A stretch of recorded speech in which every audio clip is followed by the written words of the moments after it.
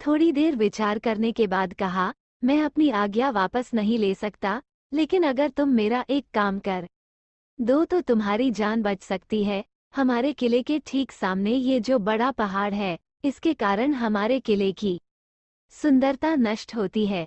अगर तुम 8 दिन में इस पहाड़ को खोदकर साफ कर दो तो हम तुम्हें क्षमा कर देंगे और राजकुमारी का विवाह तुम्हारे साथ कर देंगे। राजकुमार किले के बाहर आकर पहाड़ को देखने लगा। उसके हाथ में एक छोटी सी कुदाली थी। उसकी समझ में नहीं आ रहा था कि इतना बड़ा पहाड़ 8 दिन में वह कैसे खोद सकेगा। फिर भी उसे अपनी जान तो बचानी ही थी, इसलिए वह पहाड़ खोदने लगा। धीरे धीरे 7 दिन बीत गए। इतने दिन तक लगातार खोदने पर भी पहाड़ का सिर्फ एक कोना ही खोद सका। वो दुखी होकर बैठ गया। उसे अब अपने पर बहुत अधिक क्रोध आ रहा था।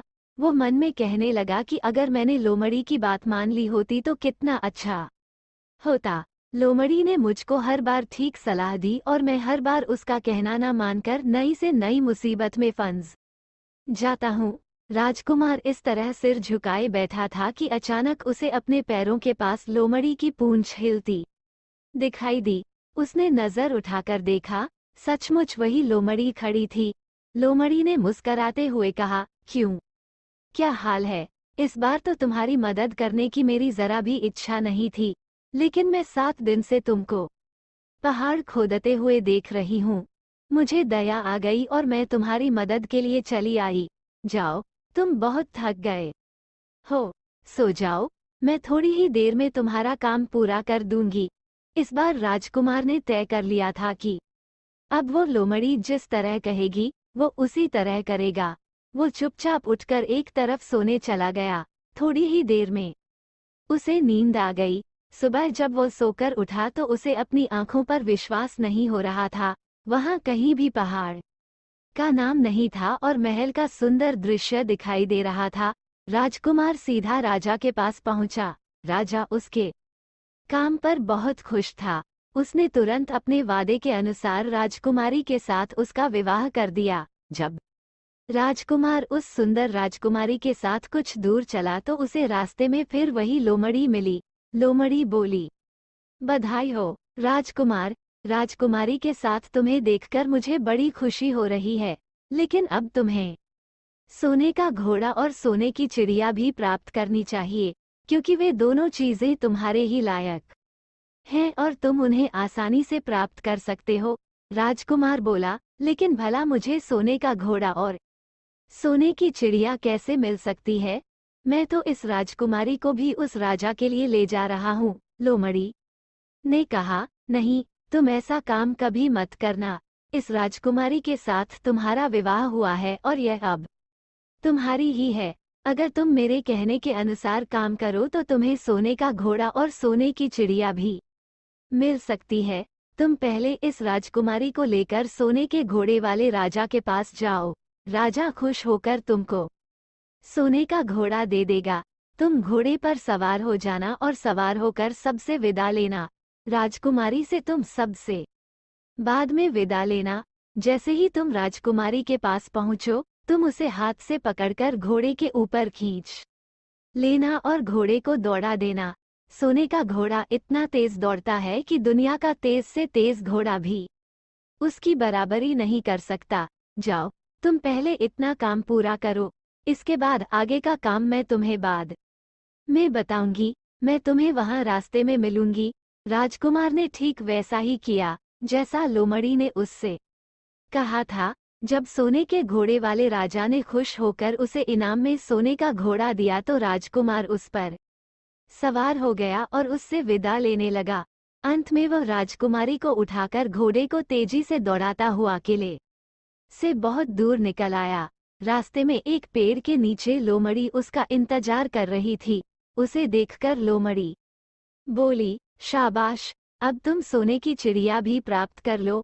जब तुम सोने की चिड़िया वाले राजा के पास पहुंचोगे तो वो इस घोड़े को देखकर बहुत खुश होगा। तुम उससे कहना कि पहले सोने की चिड़िया का पिंजरा मेरे हाथ में दे दो, तब मैं ये घोड़ा तुमको दूंगा। जब वो पिंजरा तुम्हारे पास लाए तो तुम पिंजरा उसके हाथ से छीन लेना और घोड़े को दौड़ा देना। बस ऐसे चिड़िया तुमको मिल जाएगी और कोई तुम्हें पकड़ भी नहीं सकेगा। इस बार भी राजकुमार ने ठीक वैसा ही किया। वो राजकुमारी के साथ ही घोड़े पर बैठा रहा और जब राजा ने उसके हाथ में सोने की चिड़िया का पिंजरा दिया तो उसने देखते देखते एर मार दी और सोने का घोड़ा हवा से बातें करने लगा। कुछ दूर चलने पर लोमड़ी उसे मिली। राजकुमार ने उससे कहा, तुमने मेरी बड़ी मदद की है। तुम्हारी वजह से मुझे न सिर्फ सोने की चिड़िया मिली बल्कि सोने का घोड़ा और इतनी सुंदर राजकुमारी भी मिल गई। बताओ मैं तुमको क्या इनाम दूं? मैं तुमको कुछ न कुछ जरूर देना चाहता हूँ। लोमड़ी ने कहा, अगर तुम खुश हो तो मेरा एक काम कर दो। तुम एक तीर चलाकर मुझे मार दो। इस समय तुम यही सबसे बड़ा काम मेरे लिए कर सकते हो। राजकुमार ने कहा, भला ये कैसे हो सकता है? तुमने मेरी इतनी मदद की और मैं बदले मैं तुम्हें मार दूं? मुझसे यह नहीं होगा। ये सुनकर लोमड़ी बड़ी दुखी हुई और बोली, अगर तुम मेरा ये काम नहीं कर सकते तो फिर ठीक है, जाओ। लेकिन मैं तुम्हारी भलाई के लिए ही कह रही हूँ कि तुम दो बातें जरूर याद रखना। एक तो तुम किसी कुएं की दीवार पर मत बैठना और दूसरे तुम ऐसे लोगों के लिए धन मत खर्च करना जिन्हें फांसी मिलने वाली हो।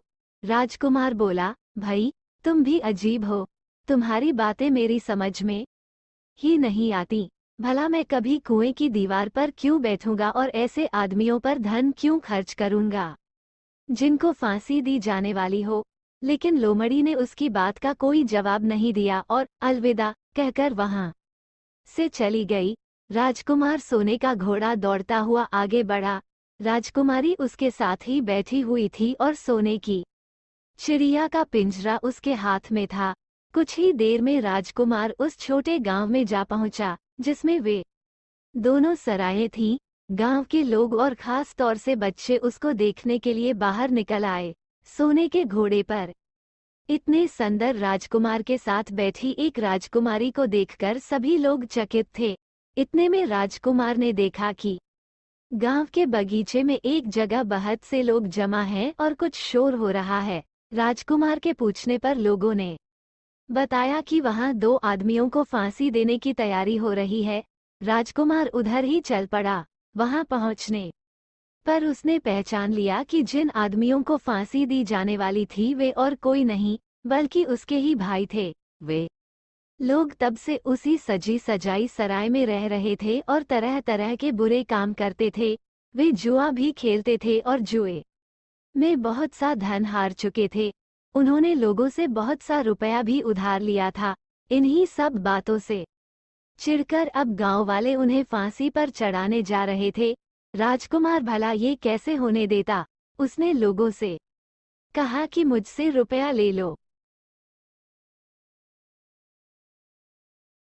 दोस्तों, चैनल को सब्सक्राइब नहीं किया है तो चैनल को लाइक व सब्सक्राइब जरूर करना।